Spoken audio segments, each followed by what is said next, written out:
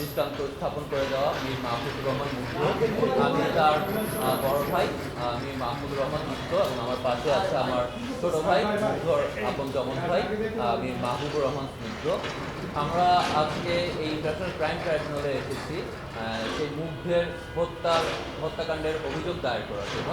প্রধানত সে 18 জুলাই 2024 সালে গুলিবিদ্ধ হয়ে ইন্তেকাল করে, শহীদ হয়।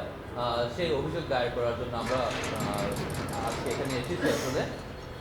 তো আমি অল্প কিছু কথা বলে নিচ্ছি, তারপরে আমি সরাসরি আমাদের অভিযোগের ব্যাপারে চলে যাই।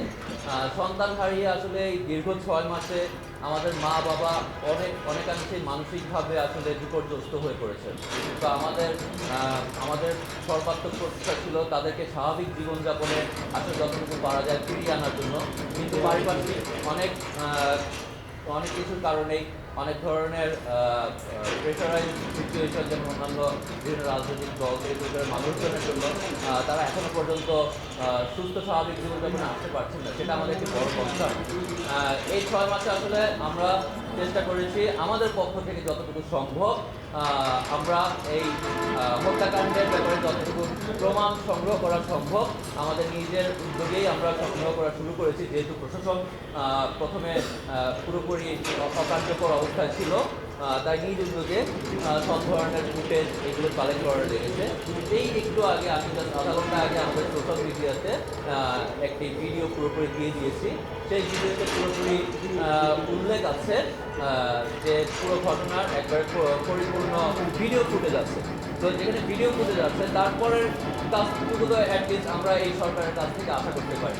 যেখানে এই ফুটেজ কালেক্ট করা আমাদের দায়িত্ব ছিল না, প্রশাসনেরই ছিল, কিন্তু তারপরেও আমরা নিজেদের ব্যক্তি উদ্যোগে করেছি।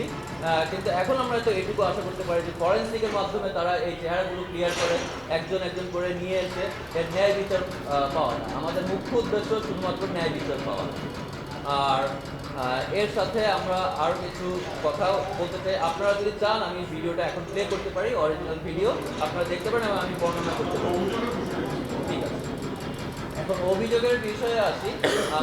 আমরা অভিযোগ করেছি বেসিক্যালি তার পুরো ঘটনাতে দিয়ে যে আমরা তার হত্যাকাণ্ডের জন্য অভিযোগ দায়ের করে যাচ্ছি। ট্রাইব্যুনালে চিফ প্রসিকিউটর তাজুল ইসলাম সাহেবের সাথে আমাদের কথা হয়েছেন এবং তিনিও সে ব্যাপারে একেবারে সম্মত হয়েছেন যে আমরা এখন কোনো নাম আমরা দেইনি, আমরা কোনো নাম না দিয়ে আমরা অভিযোগ দায়ের করে গিয়েছি।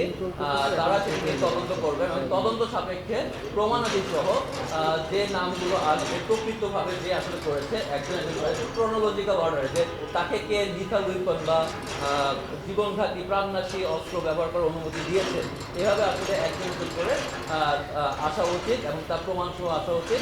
যে কারণে আমরা কোনো নাম বাদে শুধুমাত্র অভিযোগ দায়ের করে গিয়েছে এবং আমরা আশা রাখি এই সরকার এবং এই ট্রাইব্যুনাল আমাদের সেই আশা পূরণ করতে সক্ষম হবে।